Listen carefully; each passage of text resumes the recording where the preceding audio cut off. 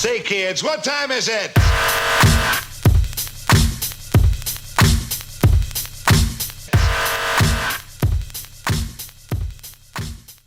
Hola con todos, ¿cómo están? Nuevamente aquí una entrevista en su canal Libertario, como siempre con grandes personalidades.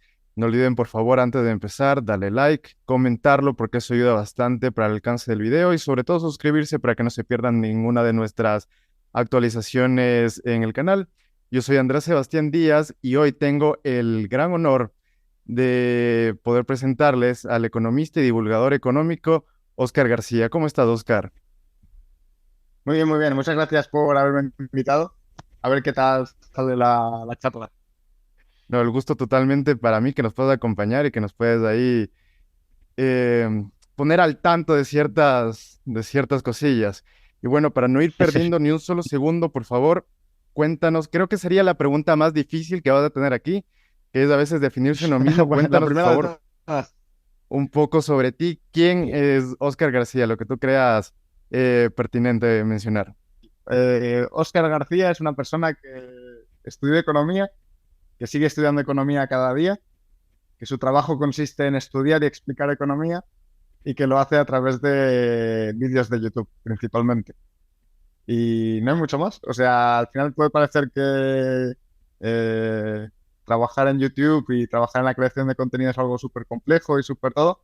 Evidentemente, no es fácil porque si no lo haría todo el mundo, pero realmente la mayoría de mi tiempo soy una persona que se dedica a estudiar, sin más. Hay algo interesante en tu pensamiento y es que de lo que he podido escuchar, tú te consideras un tibio. Por favor, explícanos un poco qué significa eso y que nos pongas al tanto de cuál es tal vez tu filosofía política, si es que tienes alguna filosofía o ideología detrás. Cuéntanos, por favor, un poco acerca de eso. Pues el término tibio es un término que he usado muchas veces, un poco de broma. Eh, además, ahora ya no tanto, pero antiguamente, hará un par de años, se utilizaba mucho en Twitter. Em, Realmente lo que quiere decir y a lo que me refiero cuando lo uso es a que no suelo etiquetarme, no me suelen gustar mucho las etiquetas políticas, porque muchas veces yo creo que los pensamientos de las personas, la moral, em, cómo una persona cree que las cosas funcionan, es muy complicado definirlo solo con una etiqueta, que al final simplifica mucho cómo una persona puede pensar en acerca de diferentes problemas que hay en la vida. O sea, a uno le puede gustar la economía y en economía, la economía es un campo muy grande del conocimiento. Entonces hay muchas cosas que uno puede estudiar, muchas cosas en las que uno puede estar interesado y no siempre tiene por qué comprar la opción de un pack ideológico, ¿no? Una persona le puede gustar mucho, por ejemplo, Keynes o Friedman en algunos aspectos, pero en otros no. Entonces, a mí por lo general no me suelen gustar las etiquetas, por ese motivo. Y además hay otro motivo por el que no me suelen gustar y es que creo que sirven para gregarizar mucho a la gente, para quizá hacer que nos comportemos de alguna forma como sectarios hasta cierto punto, incluso aunque lo que hagamos lo hagamos con buena fe y con buena intención. Por eso yo creo que la mejor forma de mantenerte quizá crítico es no determinarte a ti mismo como nada, sino simplemente a cada problema que va apareciendo, pues intentar buscarle la mejor solución. Evidentemente, cada uno, yo incluido, tengo mis ideas morales, tengo mis principios, pero bueno, los intento aplicar uno a uno, problema a problema y no como un todo, ¿sabes? Entiendo. Entre ese aspecto, tú tenías un canal muy interesante que se llamaba Equilibrium, si no mal me equivoco. Sí, sí, Ya, sí, sí, sí. cuéntanos un poco de dónde vino este proyecto, cómo surgió y por qué ahora parece que ha desaparecido, porque intenté buscarlo, pero no lo he encontrado. Cuéntanos acerca de qué pasó con tu canal. Yo antes de tener el canal que tengo, que es Visual Economic, junto con mis socios, yo tenía mi propio canal de YouTube, que es como empecé a hacer vídeos en YouTube sobre economía. Y más o menos empecé un pelín antes de que llegase la pandemia. yo siempre he estado bastante interesado en la economía. Bueno, no siempre, sobre todo la última década, podríamos decir. Y YouTube era una forma, pues, de expresar mis ideas, de hablar de temas que me interesaban. No sé, me llamaba la atención y simplemente empecé a hacer vídeos. Evidentemente, los vídeos de aquel canal comparado con los de ahora no tienen nada que ver. Los procesos de documentación, de estudio, de guionización son completamente diferentes. Yo en aquel momento lo hacía de una forma muy amateur, una forma muy de opinión, y ahora es mucho más profesional y siempre intento ahora muchísimo más, que llego a un público mucho más grande, intentar ser mucho más objetivo que antes, ¿sabes? Y no intentar dar tanto mi opinión en algunos aspectos, sino intentar presentar las cosas de la forma más limpia posible a la gente, para que cada uno pueda formarse su criterio, ¿no? Y bueno, podríamos decir que Equilibrium fue una semilla en mí y en Internet, y cuando empecé ya con el proyecto en serio, con la divulgación en serio de economía, pues Equilibrium lo acabé borrando y ahora solo están los vídeos de Visual Economic, que son los buenos.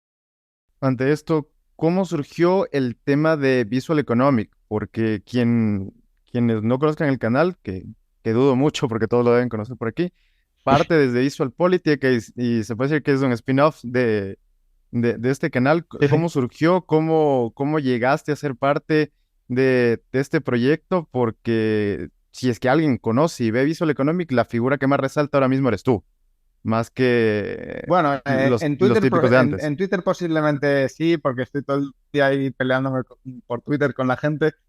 No peleándome, pero estoy muy activo en Twitter y sí que en ese nicho de Twitter, pues sí que es verdad que estoy ahí dando mucha guerra. Entonces, al final acabas con un poco más de visibilidad dentro del nicho, quizá de la comunidad, de gente que le interesa la economía y participa mucho en los foros y en Twitter. Quizás se me puede ver más. También es que yo salgo en más vídeos en Visual Economic porque mis compañeros están Mega Projects, Visual Politic, entonces tienen menos tiempo y yo tengo que estar más en Visual Economic porque al final yo tengo más tiempo que ellos, básicamente. Entonces tengo que salir más. Eh, pero sí, bueno, no sé cuál era la pregunta. Sí, cómo surgió el canal. Pues nada, yo conocí a Couto en un evento, luego empezamos a hablar no sé si hablamos por Twitter o no sé qué, porque Couto vio mi canal, Equilibrium, y como que empezamos a hablar.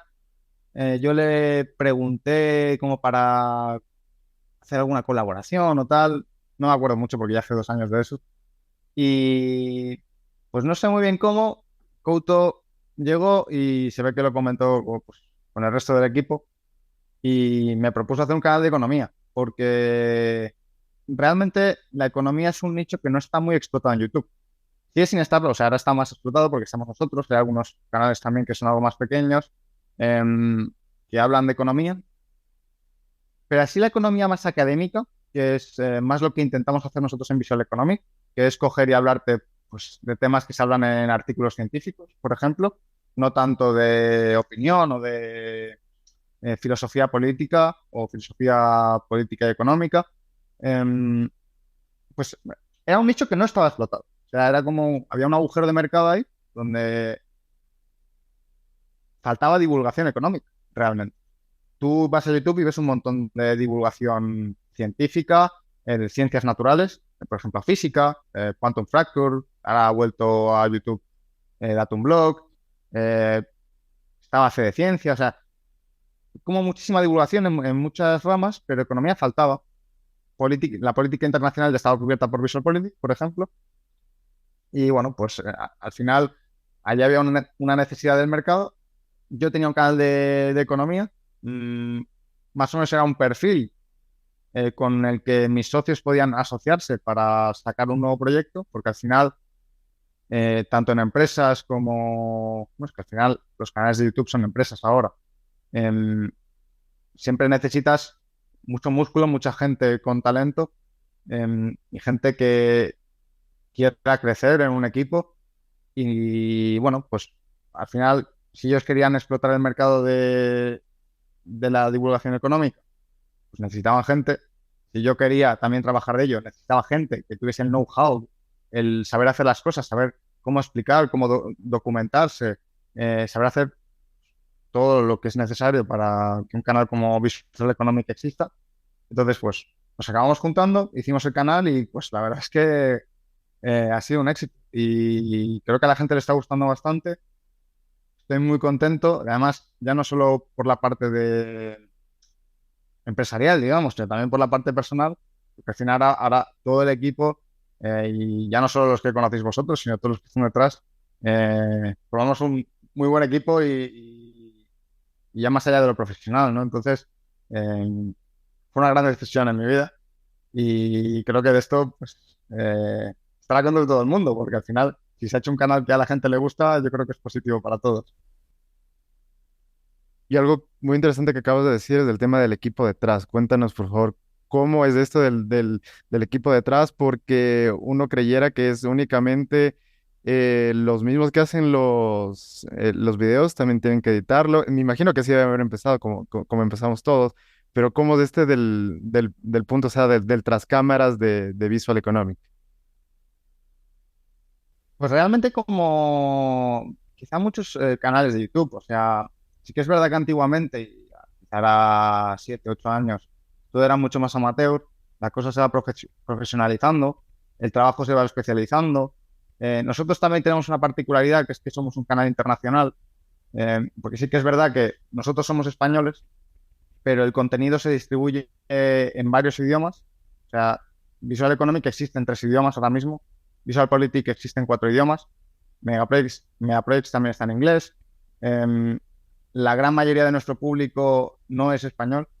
Entonces, también trabajamos mucho mm, internacionalmente. Por ejemplo, todo el mundo sabe que Fonseca, por ejemplo, vive en Praga. También tenemos colaboradores que viven, por ejemplo, en Argentina, que nos ayudan a hacer guiones. Está todo muy especializado y hay mucha gente que, pues, hay guionistas, hay gente que se dedica a editar los vídeos, hay gente que se dedica a traducirlos. Al final es una empresa, realmente. O sea, es un medio de comunicación, no un medio de comunicación tradicional, pero sí adaptado pues a la creación de contenido digital. En eso del tema de los guiones me llama la atención y es que ustedes ponen la pauta para hacer el guión, ustedes intervienen en el guión o mandan, por ejemplo, para algún video que ustedes no lo tienen algún tema que no lo tienen tan formado, ustedes piden el guión. ¿Cómo funciona eso? O sea, a veces digamos que ustedes hablan cosas que no precisamente creen, sino más lo que está guionizado, se puede decir. Hay gente que, bueno, yo por ejemplo voy a hablar de Visual Economic porque Visual Politics funciona un poco aparte. Yo me encargo, o sea, lo que yo sé cómo funciona es Visual Economic, sobre todo. Em, yo por lo general coordino todos los guiones, escribo la gran mayoría de ellos. Y me preguntas, por ejemplo, sobre hacer vídeos que no son de opinión. Pues muchas veces lo que hago simplemente es leer artículos académicos de un tema en concreto y explicarlos. O sea, cojo, leo, por ejemplo, ahora estoy preparando un guión sobre Taiwán, cómo Taiwán se convirtió en una potencia tecnológica, que es hoy en día la mayor empresa del mundo de semiconductores es TSMC, que es taiwanesa. Luego está otra que es UMC.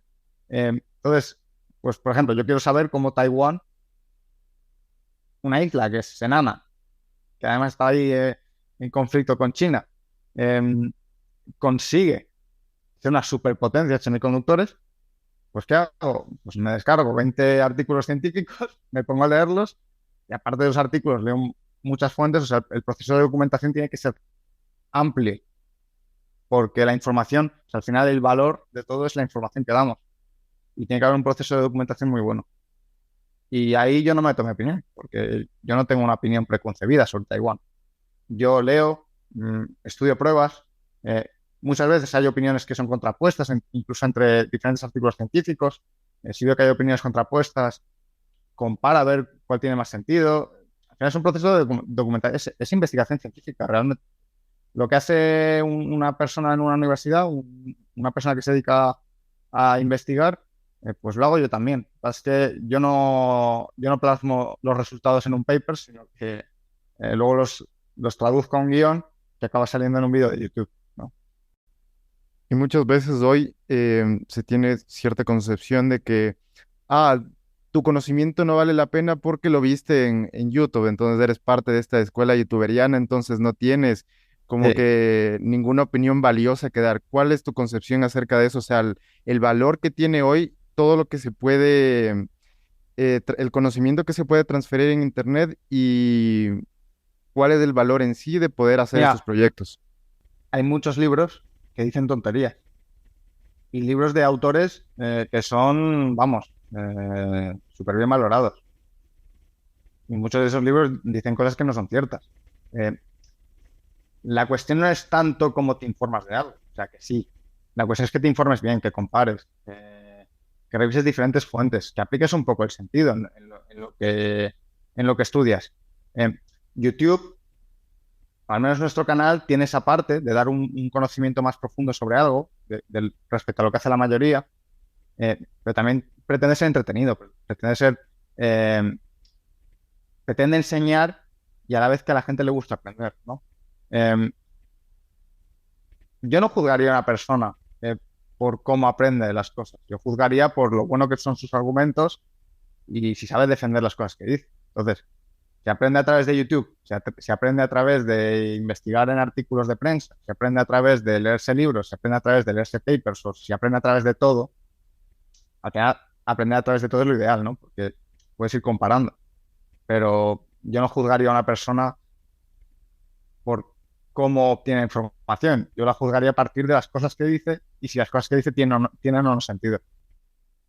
Y más que nada, o sea, en la vida normal de una persona es muy difícil ponerte a averiguar de todos los temas todo el tiempo. O sea, hay otras cosas que hacer, obviamente, anclados a lo que puede ser tu carrera o profesión y vale la pena, digamos, tener cierto contenido que te puede dar ciertas ideas, no todo, más o menos un Sí, poco comidito, un tema ujú, complejo, en cuanto a un video que te lo puedes claro. poner, digamos, qué sé yo, para lavar los platos. Igualmente, no todo el mundo tiene la capacidad para abrirse un paper o abrirse un libro muy técnico. Y no todo el mundo tiene que tener esa capacidad, porque al final, para leerte un artículo científico que tiene un montón de tecnicismos, que tiene modelos econométricos, es que tienes que aprender econometría. Y la econometría se aprende yendo a la universidad, aprendiendo por tu cuenta.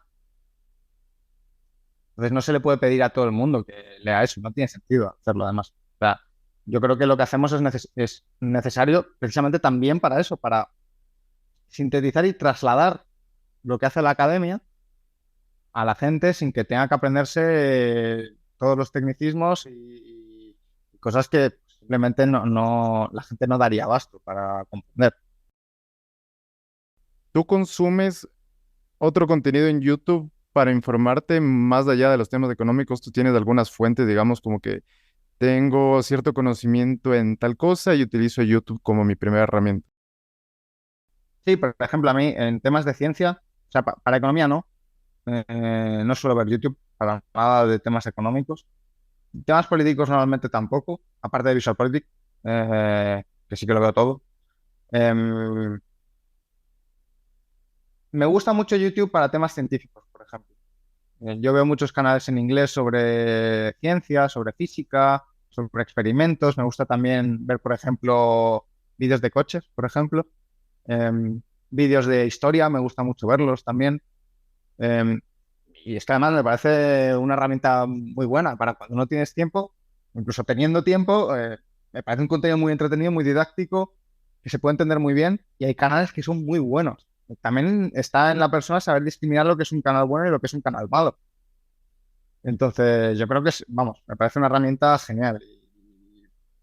Y ya te digo, yo creo que somos una generación muy privilegiada precisamente por eso, porque es que hace 30, 40 años, si querías aprender de algo, o te ponías a leerte un libro, o quizá alguna revista especializada, pero la variedad que tenemos ahora para aprender, y ya no solo aprender viendo algo entretenido y algo así más profesional, sino que hay gente que es muy buena en algo. Por ejemplo, el otro día veía un podcast, se llamaba Momentum Financial, o así.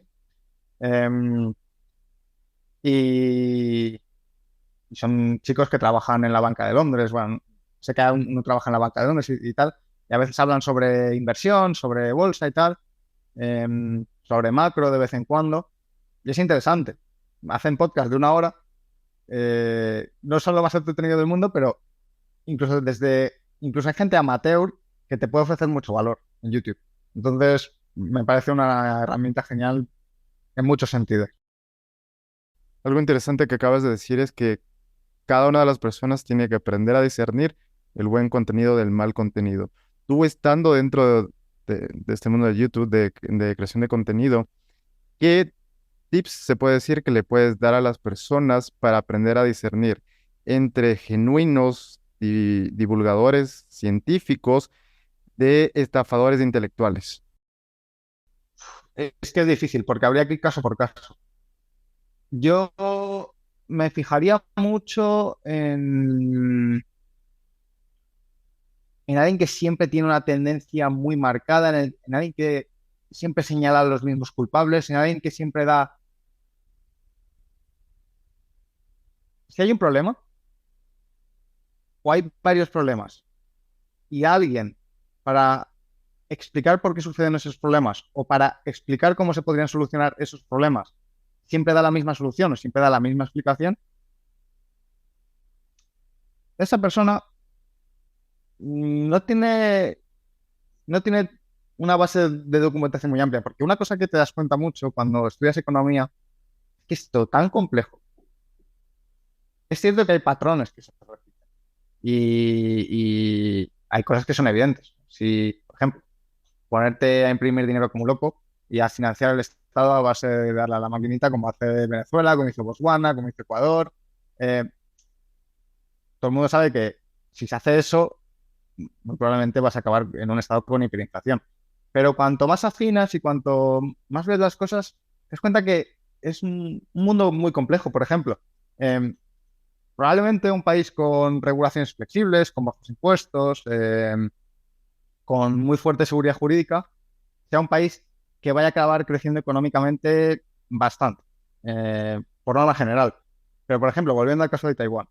Taiwán es un país que cuando empieza en el sector de los semiconductores, de los chips, empieza más o menos, bueno, empieza sobre los 70, pero cuando ya empiezan a llegar las empresas buenas, como TSMC, UMC, eh, llegan con financiación pública, llegan con un programa público, llegan con planificación geográfica pública, bueno, geográfica, urbanística, a través de parques industriales.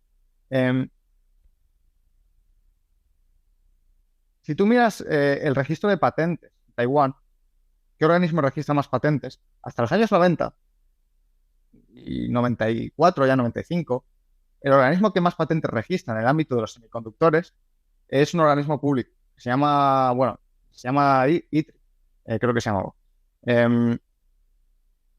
Y tú dirás, bueno, pero claro, aquí alguien que sea súper libertario y que todas las recetas para todos sea simplemente bajar impuestos y simplemente que el Estado no exista, pues igual eso no te lo va a poder explicar, porque o al menos no con las soluciones que siempre.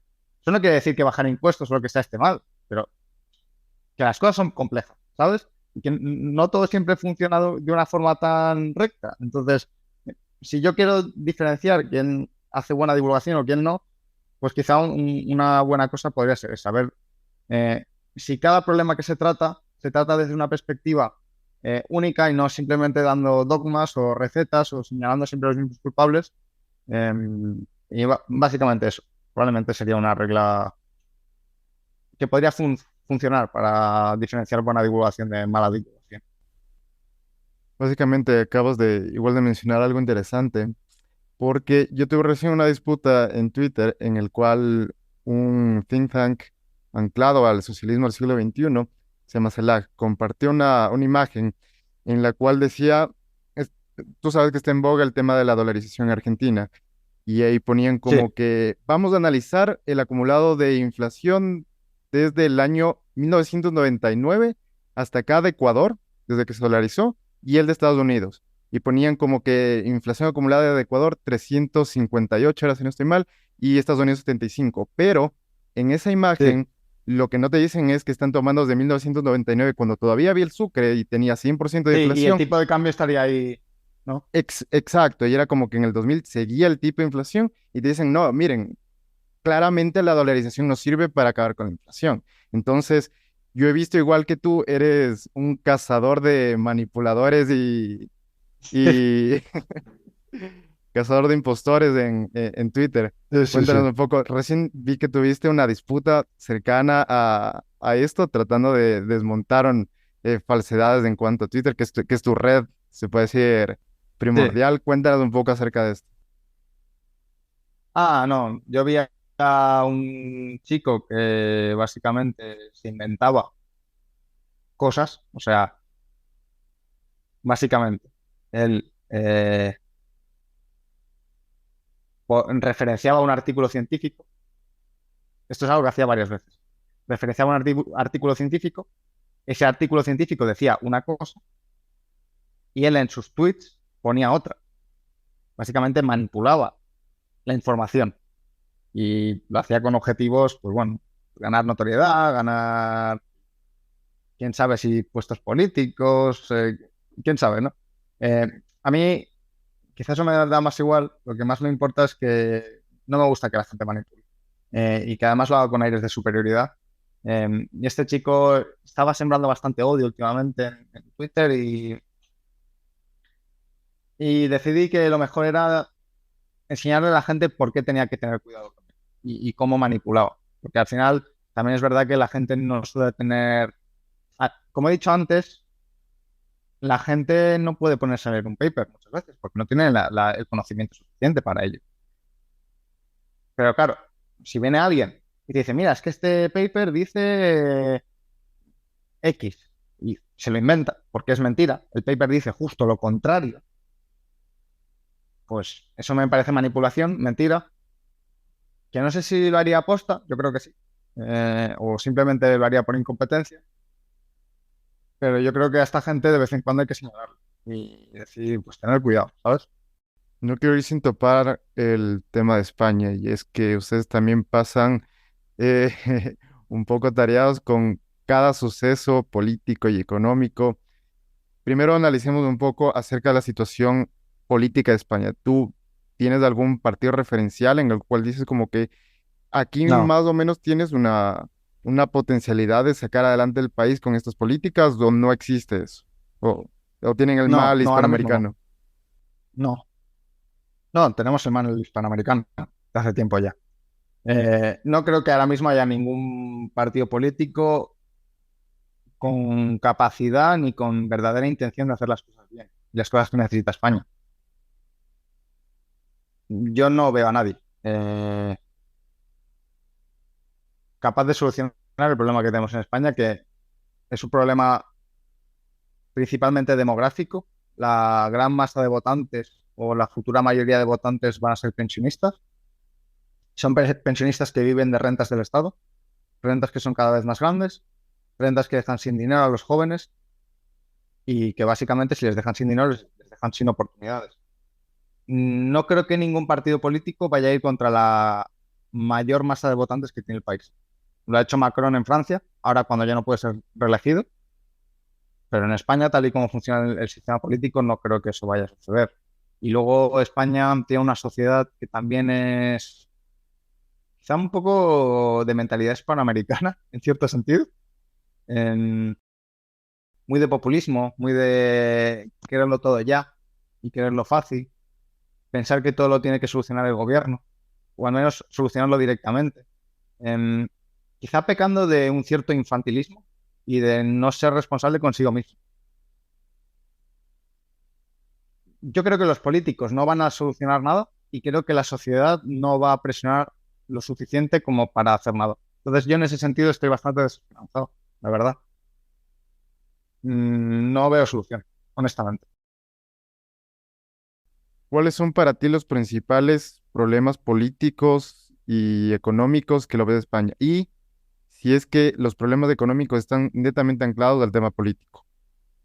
A ver, si están anclados, evidentemente sí, por eso que te he contado, porque los partidos políticos en España no hacen las cosas bien. no es gente profesional. Además, yo creo que los partidos tienen selección de élites que siguen un proceso muy malo. O sea, normalmente quien llega al poder en partidos políticos es gente que dedica su vida al partido político desde que es joven, gente que se va por la calle a pegar carteles, gente que va a eventos, gente que, bueno, pues que tiene unas capacidades de socializar muy buenas, pero esa gente, al intentar escalar tanto los partidos políticos, no puede dedicar su tiempo a aprender, no puede dedicar su tiempo a trabajar, no puede dedicar su tiempo a ser una persona con un perfil profesional muy desarrollado. Entonces, al final, tú ves el Parlamento o ves el Congreso de los Diputados, mejor dicho, y no ves a gente buena, no ves a gente que te haga un análisis económico serio, no ves a gente que haga propuestas interesantes. Muy pocas veces veo propuestas económicas que digas, por aquí podríamos ir bien. Muy poco. Normalmente las cosas que se hablan son siempre las mismas. Pensiones, subir o no el salario mínimo, que siempre es subirlo, siempre se debate de cuánto subirlo, pero siempre se habla de subirlo. ¿De qué más se habla? Pues no sé, se hablará luego de cuestiones políticas como de Cataluña, se habla luego eh, no sé, ahora se hablaba hace poco de gestación subrogada. No se hablan de las cosas que están, de los problemas de verdad del país, normalmente. Es como muy superficial, es como casi un programa de televisión. O sea, es que es crítico, es que no, es que de verdad, yo creo que nos gobierna gente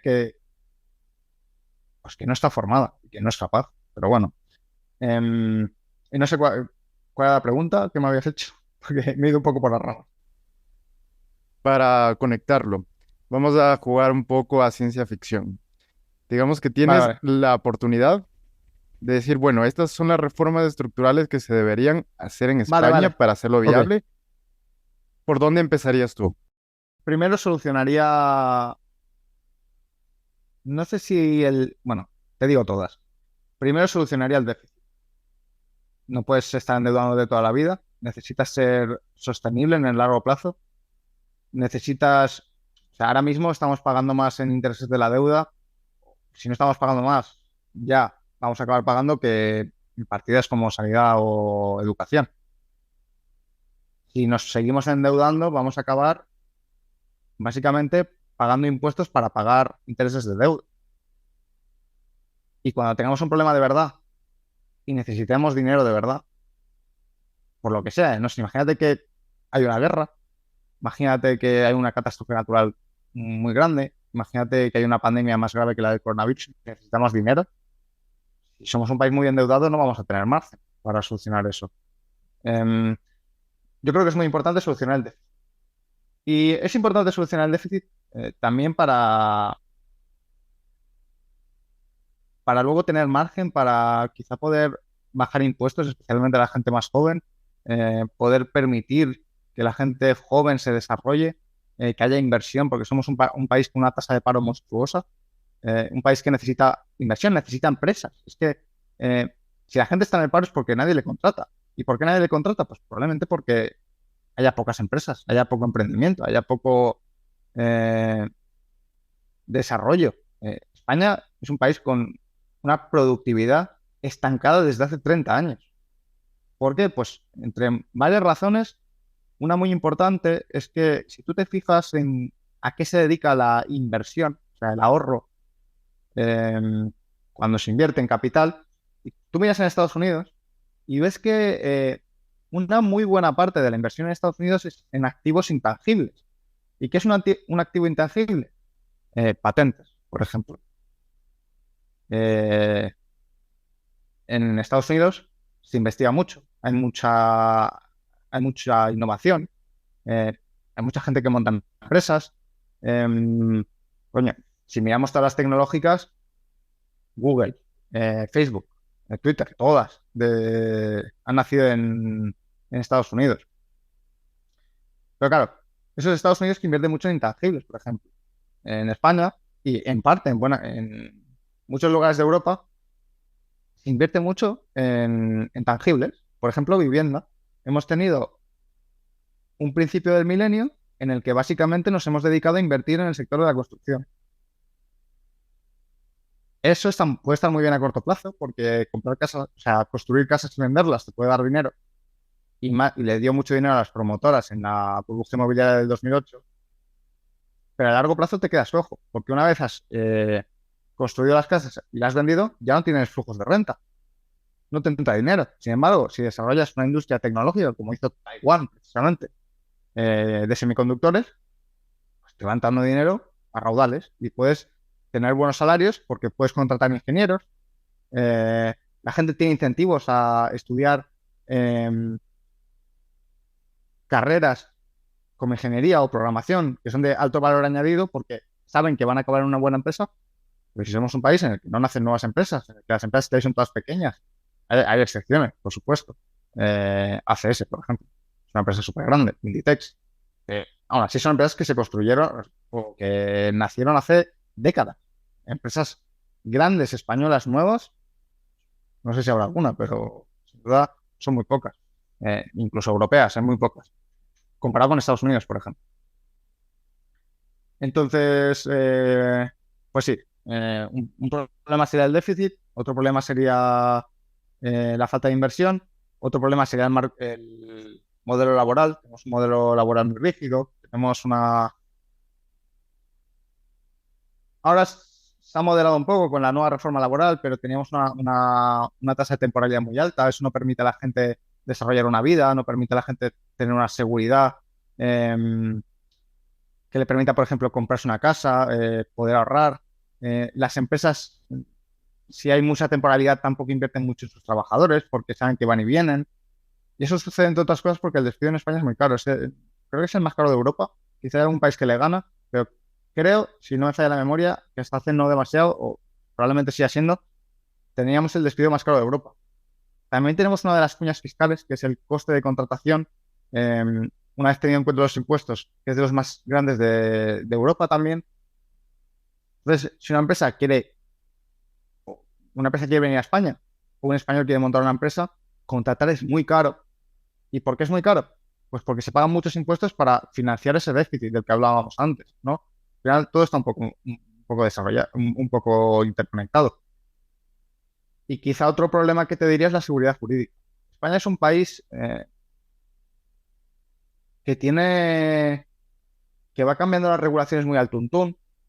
Si tú quieres montar una gran empresa, por ejemplo, una empresa, ya que estamos todo el rato con los semiconductores, tú quieres montar una empresa de semiconductores, tú lo que necesitas, o sea, si tú montas una empresa de alto valor añadido, probablemente la vayas a montar, una empresa tecnológica, probablemente la vayas a montar a expectativas de 20, 30, 40, 50 años vista. Necesitas un país que las reglas que te ponga, tanto a nivel de impuestos, tanto a nivel de contratación, tanto a nivel legal, se mantenga en el tiempo, que sea constante, que te dé una seguridad de que lo que hay se mantiene. Tú vas a montar tu empresa, no te vamos a cambiar las cosas del día a la mañana. Si por lo que sea no estás a gusto y te quieres ir, te puedes ir. Hemos visto ahora a Ferrovial, que es una empresa española, que ha querido montar su sede creo que en Países Bajos, y básicamente el gobierno se ha puesto a amenazarla. Claro, Ferrovial nos podrá parecer mejor o peor que si quieres de España, pero al ser una empresa que está en la Unión Europea, al ser una empresa que está en un marco fiscal que puede permitir, que puede, bueno, marco fiscal no, marco legal, que le permite entrar y salir del país, pues lo razonable es que se le deje ir. Lo que pasa es que pues España no tiene esa seguridad jurídica y los políticos pues amenazan, hacen un poco lo que quieren y claro, eso asusta a las empresas. Entonces, ese sería quizá el último factor que habría que corregir en España. Y luego habría muchos otros. Y es que me llama mucho la atención porque básicamente todo lo que me mencionaste son problemas que aquí los hablamos todos los días o sea, toda la región, si te vas de Ecuador, Argentina, pasando por Colombia, Perú, son básicamente los mismos problemas. Yo he escuchado bastante que de alguna u otra forma mencionan a España como la Argentina con euro, la Argentina en la Unión Europea. Y es como que vendría a ser un símil. Sí, sí, sí. No, la verdad es que cada vez nos parecemos más. Todavía estamos lejos, porque sí que es verdad que la Unión Europea, mucha gente está en contra de la Unión Europea. Yo no tengo una opinión fuerte sobre eso, pero creo que la Unión Europea y sobre todo el euro, más que ayudarnos, lo que hace es evitar que nosotros empeoremos todavía más. O sea, como que corta las manos a nuestros políticos para que no la líen todavía más de lo que ya lo hacen. Entonces, quizás es una de las grandes diferencias con el resto de países, pues como mencionas Argentina, por ejemplo. Pero sí, o sea, cada vez vamos más fácil, la verdad. Bueno, Oscar, creo que hemos topado la mayoría de temas. Quisiera pasar ya a la última sección, que es el tema de recomendaciones. Por favor, si es que nos Muy ayudas bien. un poco sobre, ya sea lo que tú gustes, series, películas, libros, canales de Ujú. YouTube, lo que tú gustes que creas que le pueden servir de guía a las personas que nos están escuchando. Vale, pues mira, ahora que has mencionado una serie, el otro día estaba leyendo bastante sobre Roma, sobre la economía romana, y recordé una serie que me gustó mucho de HBO que se llama Roma, de hecho. Es, fue el gran éxito de HBO antes de Juego de Tronos. Y si a la gente le interesa conocer cómo era la época de Julio César, no a través de los ojos de Julio César, pero sí a través de unos personajes que eran unos legionarios, es una serie muy interesante, me gustó bastante. Em, Luego, canales de YouTube. Yo sigo un poco de todo, la verdad. Kurzgesagt, es un canal, bueno, es un canal alemán, pero hace vídeos en inglés, sobre ciencia, sobre de todo, no sé si lo conoces. Em, Luego, he mencionado antes los vídeos de coches, hay uno que me gusta mucho que se llama Bicesat. Y no sé, luego los de ciencia he mencionado también antes unos cuantos, o sea que por ahí ya está la cuota cubierta.